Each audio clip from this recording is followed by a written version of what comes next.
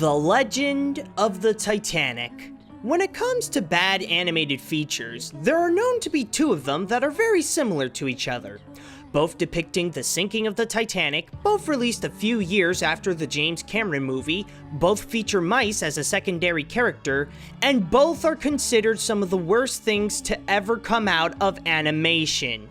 So, thanks to the Patreon pledge of Chris Atrutta, I have to go and review one of these atrocities. But which one? Well, it's not the one with the rapping dog, it's the other one. The one that's said to be even worse and more messed up with the way it tells its story of the Titanic. So, how bad can it really be? Let's find out. The story. To start things off, I just want to mention that what makes this movie quite well known is the way that it tells how the sinking of the Titanic actually happened, where no one died on that fateful day. I am dead serious, and believe it or not, that's what they used to start this movie off so they could set the tone. The truth of the matter is that those missing persons were never really missing. It's all a misunderstanding. One of these days I'll tell you the whole story. Oh, but that's nothing. Wait till you hear why the ship sank. Okay, get this. The sinking of the Titanic was actually done on purpose. That iceberg was there because it was all organized by a bad guy who wants to marry the daughter of a rich man so he can go whale hunting. Now, I know already from those facts alone, this movie sounds really stupid. Oh, but this ain't just stupid, it's literally insane. I didn't even touch upon the talking mice, dolphins, sharks, and the octopus. You see, this is what it does during the entire film. It throws out ideas, concepts, and characters that should have no purpose to be in a movie about the Titanic, yet it somehow finds a way to be in it, and it's just mind-blowing. What's even worse is that it does it in an unpredictable pace. Sometimes it'll just drag on where a scene feels like it's been going on forever. Then it'll do all these crazy things at a speed where the human brain can't process what just happened. As for the story itself, there's really not much to say. I mean, this is pretty much copying the James Cameron film note by note, where a rich girl doesn't want to marry this douchey guy and instead falls in love with this foreigner dude. But in here, there's also a completely pointless side plot with the mice and this out of nowhere anti-whaling message. I'm looking at the IMDb page of this film, and I see that this movie has 2 directors and 4 writers, and yet not one came into production to say that this is possibly so messed up beyond belief? The animation. If I can give the film credit, it's that at the very least, the animation is kinda decent. It's nothing spectacular, sure, but does look appealing for an animated film about the Titanic. I mean, the design does capture the setting of the time correctly, and it even does look like the Titanic on the inside as a high-class ship. That, and the characters look pretty impressive as well, having a bit both of a realistic and anime style to them. As for the talking animals, the animators give them a more cartoonier look in order to match more their personalities. But the one element that I was surprised to see was the small bits of CGI. Although the water doesn't look that great, the shots it gives of the Titanic are actually really nice, and it gives the animation some depth. However, there are still some issues where the movie looks nice at first, but then it shows its true colors and the quality isn't all that great. The biggest reason for that would lie in the character animation. It's practically TV quality where the movements are pretty limited and sometimes lazy. The worst case about this is regarding the lip syncing, since the characters' mouths don't ever match what they say. Now, I know this is an Italian film with an English dub, but the problem is much worse than you think. There are times when the mouths don't even move at all while they're talking. Yes, cause only if you throw a seriously huge hunk of ice can I call you the winner and hire you as head of my own elite guard unit. Got it, kid? Also, for some strange reason, there are times when the mice would go so fast like the movie accidentally pressed the fast forward button. It just feels so sudden and it throws you off every time it happens. And as much as I said that the designs are nicely done, some characters do raise a few questions regarding their looks. Like, why does the sharks have jail attire? Why does the octopus have a puppy dog face? Why is it that we see a lot of cleavage in this film? Yo, man, there's nothing wrong with showing a bit of cleavage. What's the problem with this movie anyways? Well, maybe it's because it's trying to screw with my mind with all this bullcrap about an actual historic event? Yeah, but that's the brain's problem, not mine. I've definitely seen better works than this, and it does have some quirks, but I won't say that the animation is bad. The characters. Like I said before, these characters should not exist in a movie based on the sinking of the Titanic. But somehow they found a way to get themselves in there, and now things have gotten completely out of control. When describing each of the characters, they're all one-dimensional and very generic, just serving one purpose in the film and nothing else. Many of them don't even have a personality of their own. Elizabeth and Don Juan are the lovers. Any of the animal characters, especially the mice Connor and Ronnie, are helpers. Elizabeth's father, the Duke of Camden, is a flip-flopper that wants her daughter to marry the bad guy, but then suddenly changes his mind. I like to call him the mumbler because there's barely anything he says that I understand. Thank you, young man. I must say your ship is most impressive. As I quite see the problem. Yes, indeed. Yes, indeed. But I'll never sign them. Mumbler!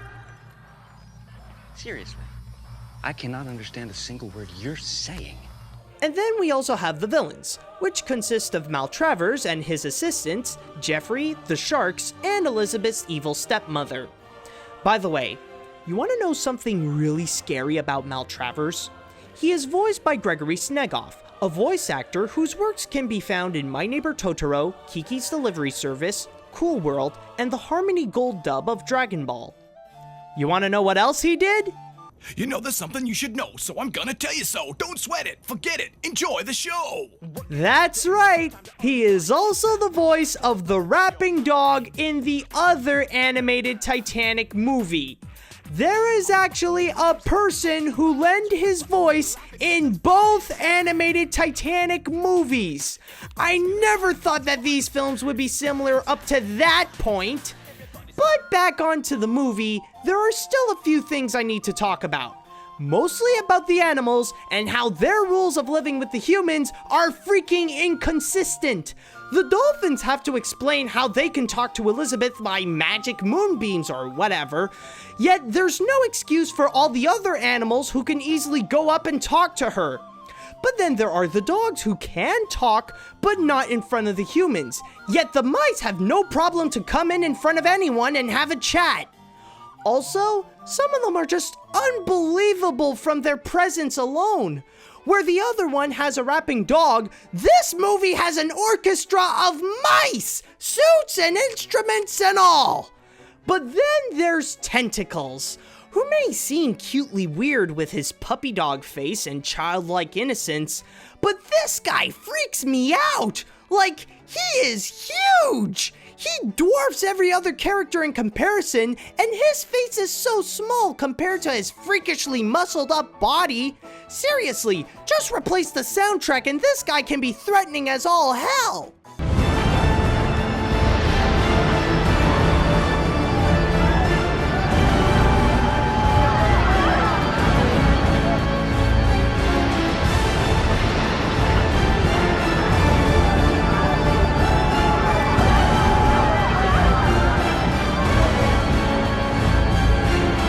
Add in the fact that this features really bad voice acting to top it all off, I still question how is it possible that anyone can think up of these characters.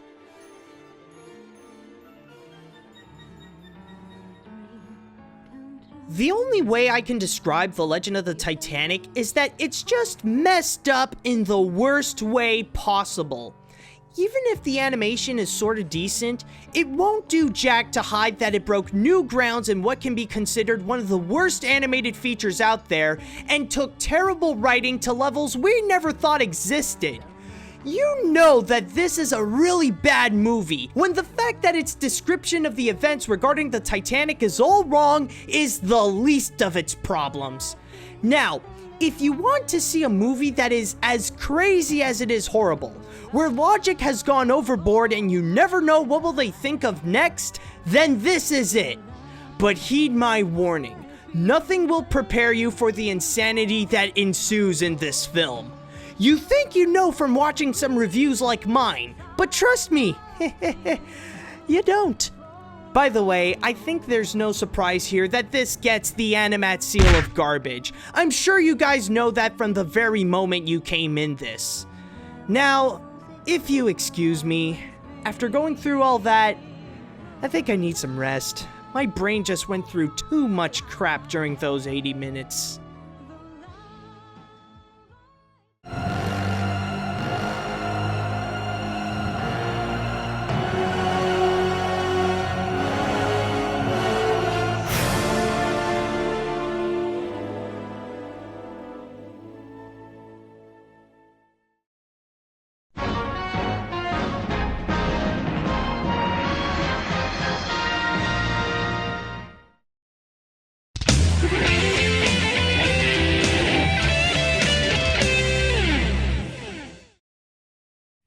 Hey guys, this is AniMat. Now, if you remember in my last review, I mentioned that this is actually a Patreon request done by Chris Estrada.